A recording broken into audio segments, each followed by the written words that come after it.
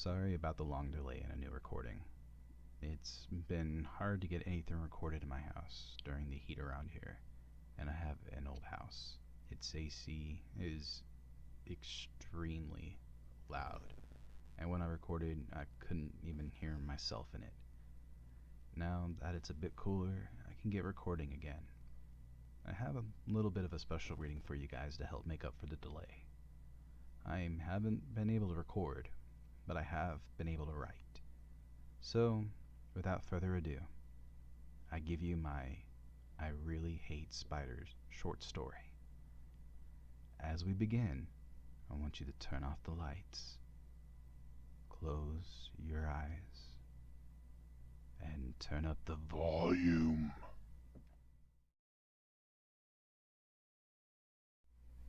I don't know about you, but I seriously fucking hate spiders. The far too many tiny legs, the beady eyes, and the I want to eat your insides vibe is just creepy as hell. Even worse when those creepy legs are crawling all over your arms, legs, or anywhere else on your body really. If I had known what this house had inside it, I definitely would have kept my fiance and I far, far away.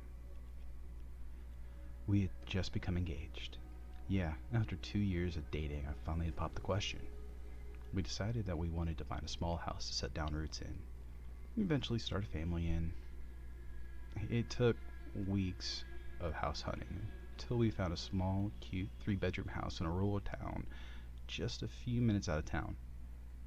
It was only 15-20 minute drive to work for us, so we decided, why not, and took it.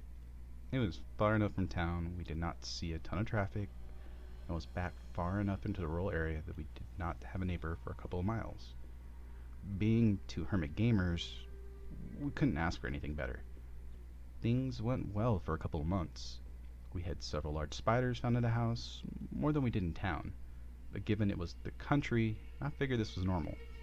I would just come and kill any my fiancée Jane found, and screamed across the house about. We didn't think much about it.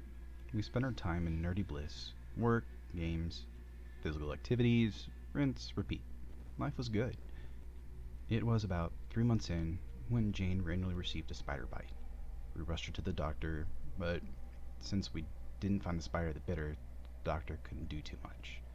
He said it did not look bad, but they would admit her and watch her to see if anything happened. Despite some minor swelling around the bite, no other symptoms presented themselves. Because of this, the doctor released her to go back home. After another day of being home, Jane started acting weird.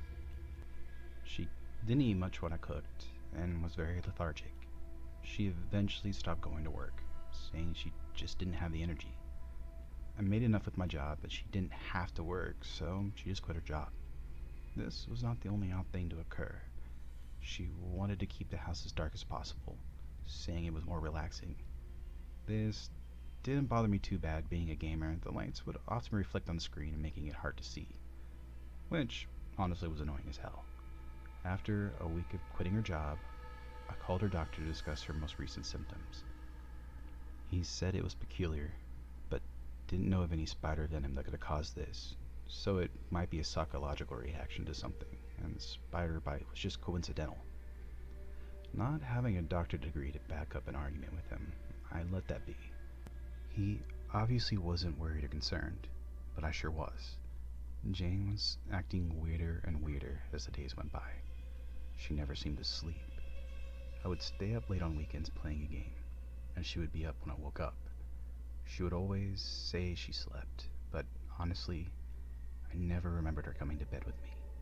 You see, I'm a light sleeper usually. I spent some time in the military, and anyone that went through basic can tell you never really sleep heavily after that.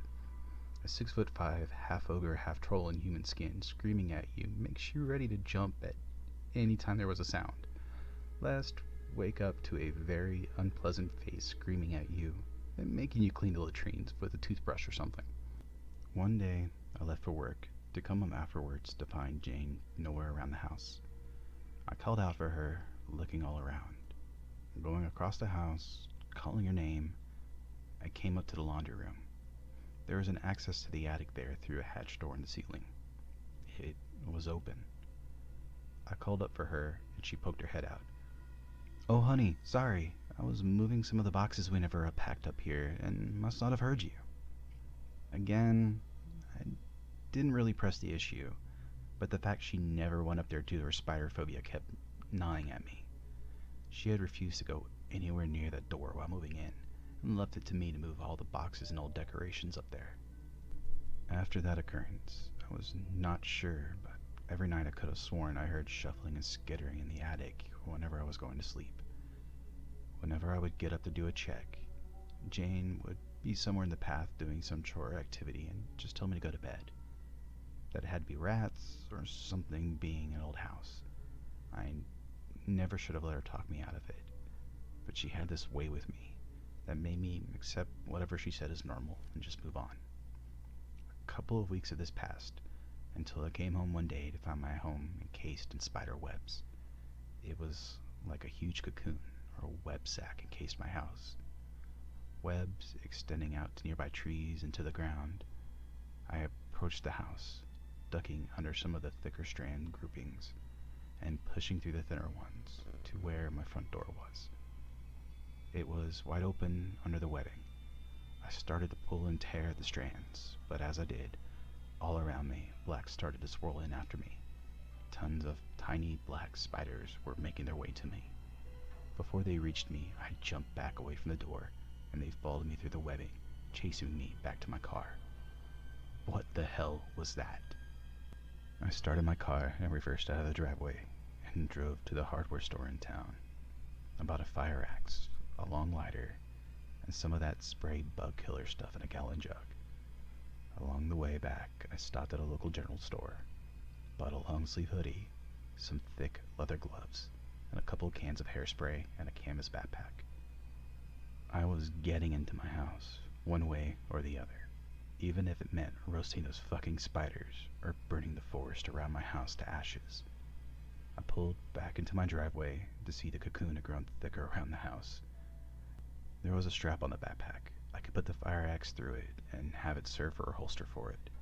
I put the gallon of the bug killer in the bag, leaving the nozzle fed through the closed zipper. The hose and sprayer were just long enough that I could hold and spray it while leaving the canister in the back. I tucked in 2 of the cans of hairspray in my belt and tossed the rest in the bag and pocketed the lighter, then exited my car.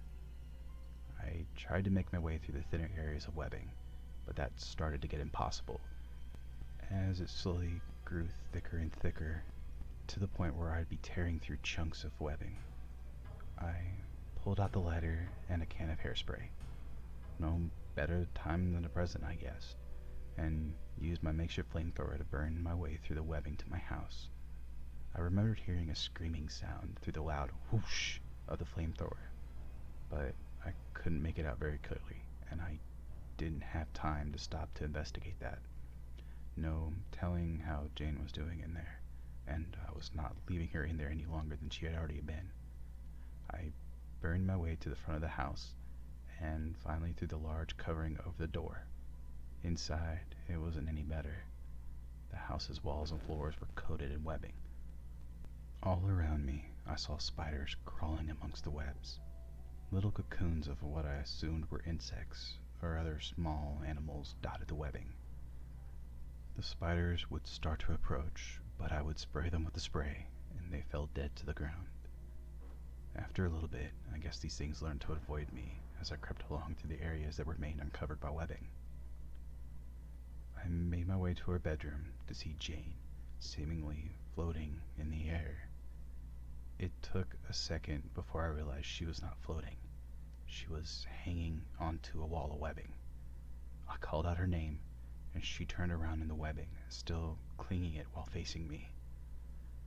My God, what I saw still haunts me. Her face wasn't her face anymore.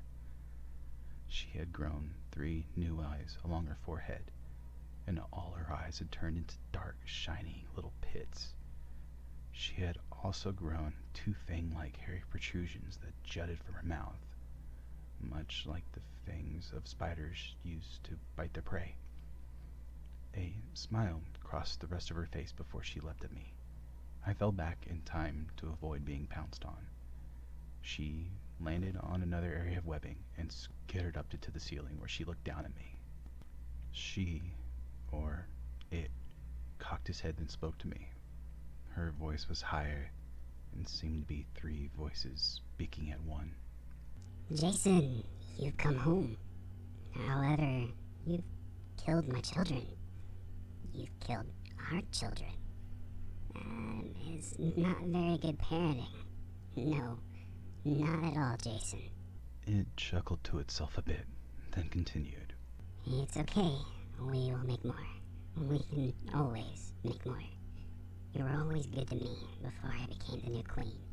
So, I will give you a choice. Become part of our new family. Become my new king. Or leave. Its voice deepened a bit to a more sinister tone, and it said, I warn you though, if you want to leave, you will be allowed to leave unharmed. But do not return, or else. Not choose, Jason. It raised its voice at that last line. I am not proud of what I did next. I felt panic take hold inside me. My guts churned at the thought of becoming like it. And I took off, her hand straight for my car, and sped off. I heard her, it, shout as I was running. Goodbye, Jason. Do not return. After I got well away from the house, into the town nearby, I called the police. I was near hysterical, but managed to tell them my address, and that my fiancée had become trapped by a shit ton of spider webs inside the house. I did not tell them about her transformation, though. I did not want to be locked up in an institution because there was no way anyone would believe me. I followed the cops to the house, but when they arrived, no one was to be seen. No spiders, no Spider Jane, nothing. Yes, there was a bunch of webs there, but that's it. The fire department and the local wildlife department was called in too. They cleared the webbing, but no one could find any sign of anyone. The webbing went out into the forest, but that led nowhere. Jane was listed as a missing person, and I have not been anywhere near that house since. I broke my lease with the landlord, who never returned my calls anyway, and left everything but my game consoles, computers, and TV there in the house. I had these taken to an electrician who took them completely apart to see if there was anything inside them. Luckily, he said he saw nothing. I got an apartment in town, started rebuilding my life again. I don't hesitate to kill a spider whenever I see it now, though. It's been 6 months, and I finally decided to write this all down and share it with the world, in some attempt, at least, to get my story out. At least, give some peace to Jane's family. And mine. Why mine? Well, you see, this morning, I woke up to find a spider web in the corner of my room. Woven into the web was a message. 2 words that sent chills down my spine and told me this wasn't over. The message read, "Hello, Jason."